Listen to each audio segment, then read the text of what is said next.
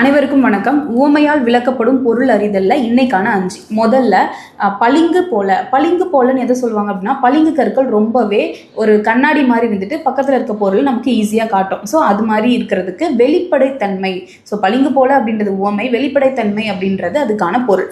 Second, அன்றலர்ந்த மலர் போல. இன்னைக்கு பூத்த மலர் பார்த்தீங்க அப்படின்னா ரொம்பவே புத்துணர்ச்சியாக இருக்கும். அப்போ புத்துணர்ச்சிக்கான உவமை எது அப்படின்னா அன்றலர்ந்த மலர் போல. மூணாவது, அனலில் இட்ட புழு போல அப்படின்னா, ஒரு புழு பூச்சி வந்து நீங்க ஏதாவது நெருப்புல விழுந்து பார்த்துருந்தீங்க அப்படின்னா ரொம்ப துடித்து வேதனை அனுபவிக்கும். ஸோ வேதனை துடித்துடிப்பு அப்படின்னாலே அனலில் இட்ட புழு போல அப்படின்னு அர்த்தம்.